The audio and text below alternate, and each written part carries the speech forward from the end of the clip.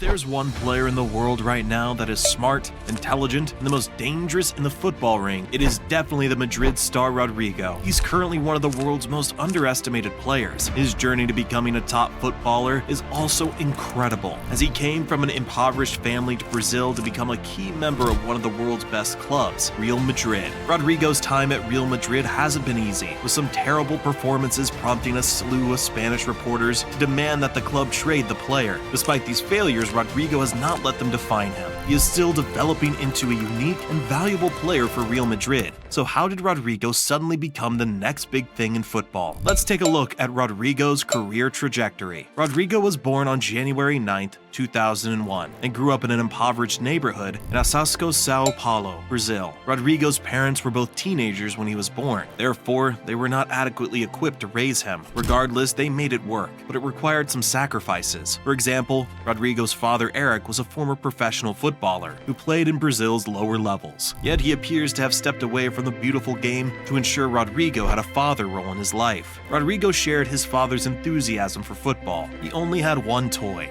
a football, and he played with it everywhere in the house. Rodrygo was captivated with the beautiful game, which assisted him on his path to becoming a professional football player. He got so proficient at football that Santos wanted him to join their young program when he was just 10 years old. As he turned 11, that dedication finally paid off. Rodrygo became the youngest Brazilian to sign with Nike, shattering the record formerly held by Neymar himself. And if that wasn't enough to spark speculation that the next lightning bolt had struck Vila Belmiro, let me assure you that Rodrygo was certainly doing plenty on the pitch. Over the years, one of his coaches stated, "I spent more time with him than my own kids." And I gotta say, on the football pitch, he was clearly better than Neymar. During one game, a coach began insulting him, telling him he was nothing more than a show pony. I thought to myself, poor guy, he's messing with the wrong kid.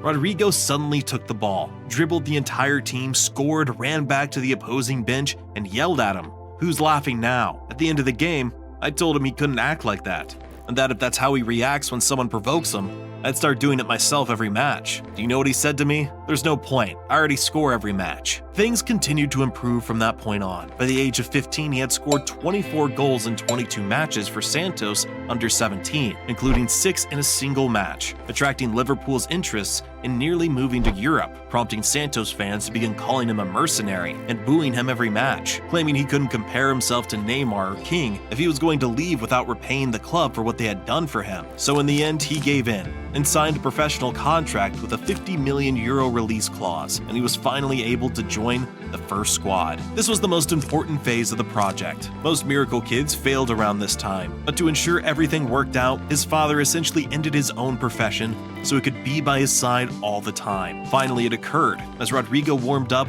the board moved up, revealing the number 43. He was going to make his debut, specifically against King Atlético's Mineiro. He said it this way, "I was scared out of my mind. When the crowd started chanting my name, it was beautiful. But I only thought, no, don't do that. I didn't even get to touch the ball. I was only there for a minute. It was like a dream." The next year, after 18 minutes on the pitch, he scored his first goal, giving Santos the victory in injury time. In the following match, he secured a tie with seconds remaining. So about a month later, Rodrygo made his Copa Libertadores debut. He was 17 years old, 2 months and 6 days old that day. That day, he literally had to skip school to attend a match. After 43 minutes, became the youngest Brazilian to score in the competition. Everyone wondered if he could truly outperform Neymar. One journalist said, "He isn't just good, he's great. Whenever he's on the pitch, the ball stops for him, and him only." Another went so far as to say, "I'll never miss any match this kid's in. And I'll tell you what, if my wife asked me to stay home, then I don't have a wife anymore." After that match, Rodrygo became a regular starter. Teams from all over Europe began scouting him, and offers began pouring in. PSG were the first, but as much as Rodrygo encouraged them, they never intended to close any agreements. Then came Barcelona, but his dream club was Real Madrid.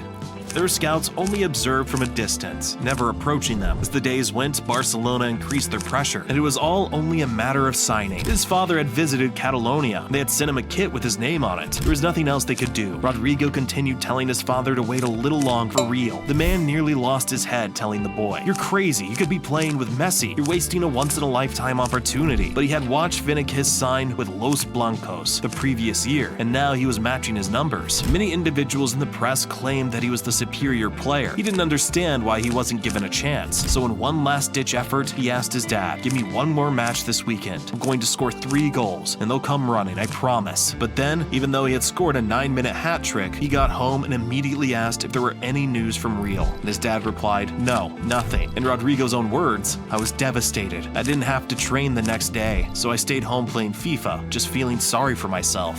Real Madrid called shortly after the last whistle, but the father opted to keep everything from him until an agreement was made. And then there was only one thing left to do. Rodrygo and his father went to Pele's house to receive his blessing, and the king himself gave him one piece of advice: never be afraid of anything. Rodrygo took that to heart after Real Madrid paid 45 million euros for him, making him the 12th most expensive signing in their history, and the #1 most expensive teenager alongside Vinicius Jr. He wasn't terrified of the price tag when it came time to enter the locker room, knowing he was one of the youngest international players to do so. The superstars around him didn't intimidate him, and neither did the defense. When the time came to confront the hall of the Bernabeu, the child who had virtually begged the fans to stop shouting his name was long gone. Rodrygo scored his first goal and then scored again 2 games later. But for any Real Madrid player, the Champions League is the ultimate test. I suppose that you might claim that the UCL Knights didn't scare him either. Rodrygo played his second match in the competition against Galatasaray, and 4 minutes later he scored the first goal with his left foot. 3 minutes later he scored again, this time with his head, and only 2 minutes later, Toni Kroos went down in the penalty box. And after a VAR check, Rodrygo had the opportunity to score the fastest Champions League's hat trick of all time, but Sergio Ramos chose to take it himself. Regardless, history would be made that evening. After assisting Benzema for the 4th goal, Rodrygo came on in injury time, poking the ball in with his right foot to complete the perfect hat trick and become only the 2nd youngest player in Champions League history. So, who's #1? None other than Raul Gonzalez, which prompted Zidane to summon Rodrygo to his office and inform him that he believed that he had what it took to become the best in the world. If that felt great, it felt even better when in the same week, Rodrygo woke up from a nap to hear screams coming from downstairs and his cell phone buzzing like crazy, picking up the first call that popped up and hearing his father say, "Congratulations, son." To which, still confused from waking up, he asked, "What is it, my birthday? What have I done?" And the father replied, "You've been called up." To which he went, "To what?" Real Madrid doesn't play to. And while things slowed down a bit as Rodrygo dealt with the epidemic, he returned with a vengeance in the 3rd season. If marking 4 contributions in 5 Champions League group stage matches wasn't enough, in the quarterfinals with Real Madrid behind 4-3 on aggregate, Ancelotti summoned his secret weapon and ordered him, "Go in and change the game." And he scored 2 minutes later. Everything that transpired after that became history. With a historic 99-1% chance, Rodrygo came in and scored twice to miraculously tie the game before Benzema sealed the deal once more. And 24 days later, no matter how many teams reportedly performed better than Real Madrid, they were European champions. So as Rodrygo stated, if you want to kill a snake, aim for its head. Let's go on to the World Cup, where Rodrygo perhaps suffered his most significant setback. Rodrygo did not have the finest tournament, despite providing an assist in the 1-0 win over Switzerland in the group stages. However, as we all know, Brazil was the favorite to win the World Cup.